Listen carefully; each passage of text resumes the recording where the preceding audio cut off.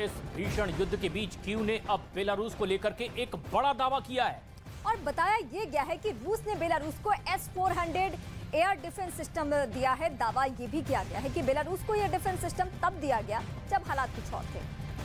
19 तारीख को दरअसल पुतिन ने बेलारूस के राष्ट्रपति से मुलाकात की थी और उसके तुरंत बाद ये एयर डिफेंस सिस्टम दे दिया गया है।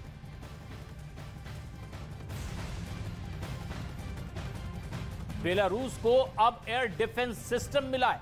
यह सबसे अहम है कि रूस ने S-400 air defence system Belarus को दिया है और अब रूस चाहता है कि अब कई कोनों से यूक्रेन को घेरा जाए।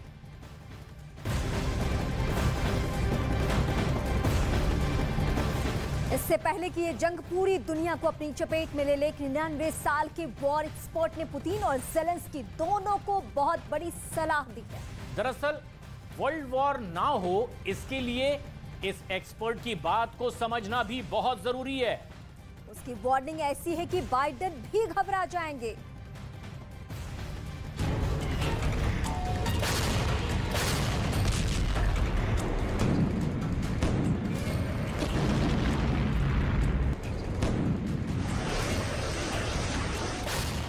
यूक्रेन और रूस के बीच छिड़ी जंग में बहुत कुछ दांव पर लगा है।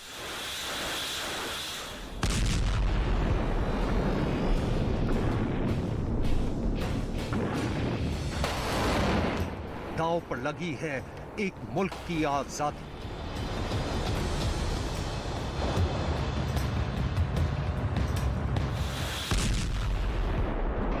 दांव पर लगी है लाखों करोड़ों जिंदगी।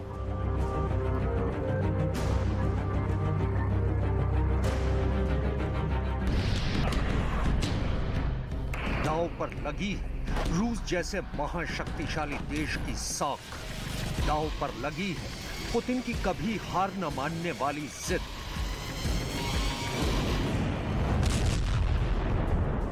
और दांव पर लगी है दुनिया की शांति।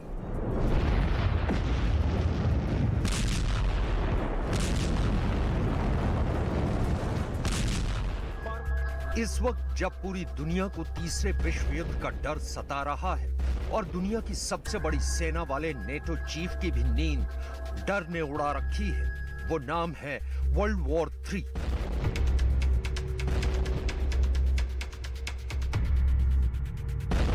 पूरी दुनिया जिस तीसरे विश्व युद्ध के खतरे से सहमी हुई है, उस खतरे को टालने का रास्ता अमेरिका की एक जानी मानी शख्सियत ने दिखाया है। अमेरिका के पूर्व विदेश मंत्री हेनरी किसिंजर ने तीसरे विश्व युद्ध को टालने का वो कौन सा रास्ता दिखाया है, आगे बताएंगे आपको।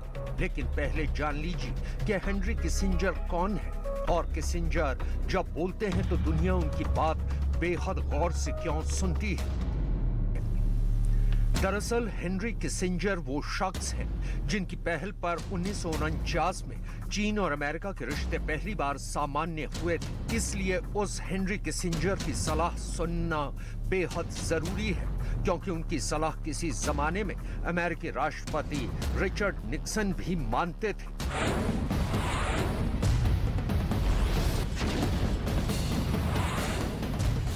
हम आपको ये भी बताएंगे कि किसिंजर की तीसरे विश्व युद्ध को टालने की सलाह पर यूक्रेन ने क्या कहा और यूक्रेन पर जंग थोपने के बाद पुतिन की छवि रूस में कैसी बन गई। क्या रूस में पुतिन की छवि राष्ट्रवादी नेता के तौर पर और ज्यादा मजबूत हुई है या फिर उनकी साख को वट्टा लगा है। चलिए अब आपको बताते हैं कि हेनरी किसिंजर ने यूक्रेन रूस की जंग को तीसरे विश्व युद्ध का महाविनाशक रूप लेने से रोकने के लिए कौन सा रास्ता सुझाया है।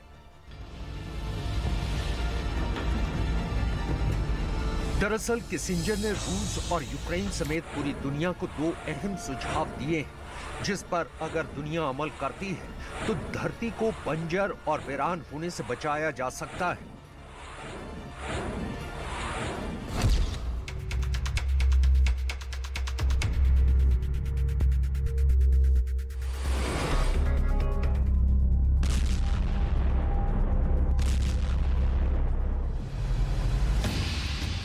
हेनरी किसिंजर ने तीसरा विश्व युद्ध टालने के लिए पहला सुझाव बातचीत के जरिए विवाद को सुलझाने का दिया है। द स्पेक्टेटर पत्रिका में हेनरी किसिंजर ने लिखा, अब वक्त आ गया है कि यूक्रेन रूस के बीच छिड़े विवाद को बातचीत के जरिए सुलझाया जाए। किसिंजर ने दुनिया की शांति के लिए जो सुझाव दिया है, उस रास्ते को पीएम मोदी भी खुद पुतिन को सुझा चुके हैं। इसी साल सितंबर में पीएम मोदी ने समरकंद में आयोजित एससीओ समिट के दौरान राष्ट्रपति पुतिन को सलाह देते हुए कहा था कि ये युग युद्ध का नहीं है। एक्सेलेंसी, मैं जानता हूं कि आज का युग युद्ध का है नहीं, और हमने फोन पर भी कई बार आपसे इस विषय में बात की है कि डेमोक्रेसी और डिप्लोमेसी और डायलॉग, ये सारी बातें ऐसी हैं कि जो दुनिया को एक स्पर्श करती है। पुतिन को पीएम मोदी का इशारा साफ था कि हथियारों से नहीं बल्कि बातचीत से यूक्रेन के साथ पैदा हुए विवाद को सुलझाने में ही रूस की समझदारी है।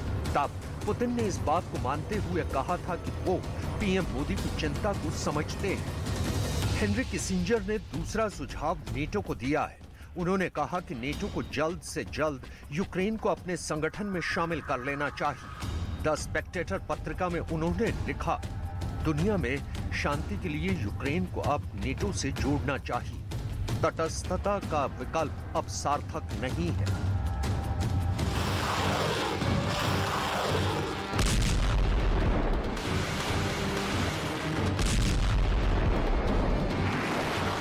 दरअसल ये वही कारण था जिसकी वजह से रूस ने 10 महीने पहले यूक्रेन पर चढ़ाई की थी। उस वक्त यूक्रेन ने नेटो में शामिल होने की कोशिशें तेज कर दी थी, जिससे पुतिन भड़क उठे थे। उन्होंने जेलेंस्की को नेटो में शामिल न होने की चेतावनी दी, लेकिन जेलेंस्की नहीं माने। आखिरकार फाइनल वार्निंग देने के बाद भी जब यूक्रेन नहीं माना, तब पुतिन ने अपनी सेना को यूक्रेन पर चढ़ाई का आदेश दे दिया।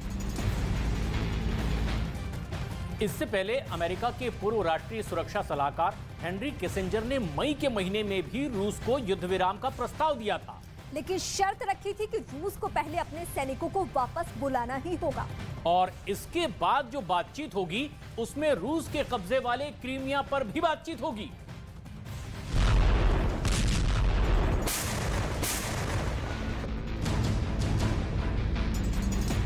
हेनरी किसिंजर ने नेटो देशों को सलाह दी है कि वो युद्ध की आग में झुलस रहे यूक्रेन का हाथ थाम ले, ताकि ये कमजोर देश को रूस जैसे ताकतवर देश के कहर से अब भी बचाया जा सके।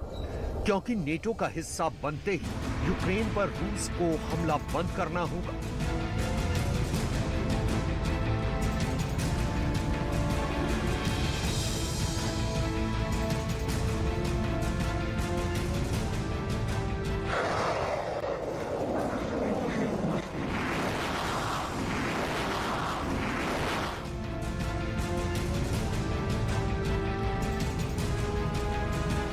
जंग खत्म कर यूक्रेन की धरती से अपने सैनिकों को वापस बुलाना होगा। अगर रूस ऐसा नहीं करेगा तो यूक्रेन के साथ खड़े हो जाएंगे सभी 30 नेटो देश, जिनसे पार पाना रूस के बस की बात नहीं। अगर रूस नेटो से टकराने से बाज नहीं आए तो तीसरा विश्व युद्ध तय है। इसी युद्ध के साथ तय है दुनिया का अंत।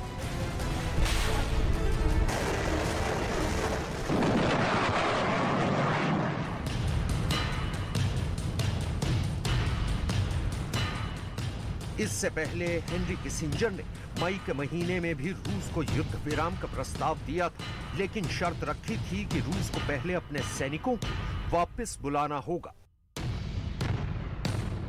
फिर इसके बाद जो बातचीत होगी उसमें रूस के कब्जे वाले क्राइमिया की भी बात होगी। तब रूस ने किसिंजर के प्रस्ताव को सिरे से खारिज कर दिया था।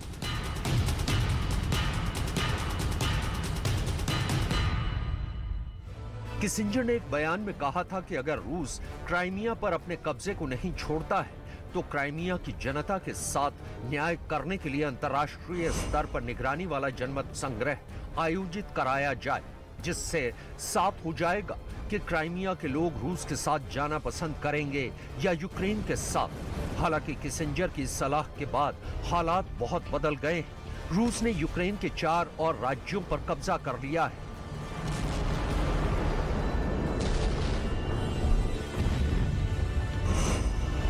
रूस ने क्राइमिया पर 2014 में जनमत संग्रह के जरिए कब्जा कर लिया और इसी साल 30 सितंबर को रूस की सीमा से लगे यूक्रेन के 4 राज्य डोनेस्क, लुहांस्क, ज़ैपोरिज़िया और खेरसोन को अपने देश में मिला लिया।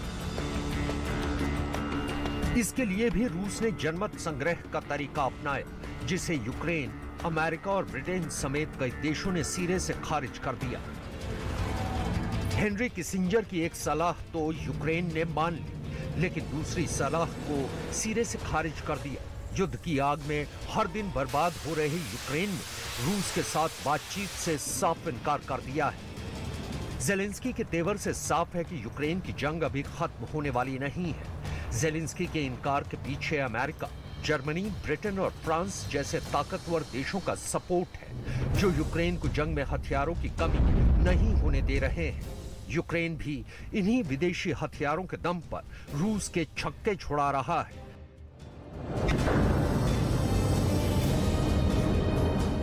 10 महीने की जंग के बाद भी रूस के सैनिक कीव में कदम नहीं रख पाए हैं, तो इसके पीछे यूक्रेन में मौजूद वो विदेशी हथियार ही हैं जिन्होंने रूसी सैनिकों के आगे लक्ष्मण रेखा खींच दी है।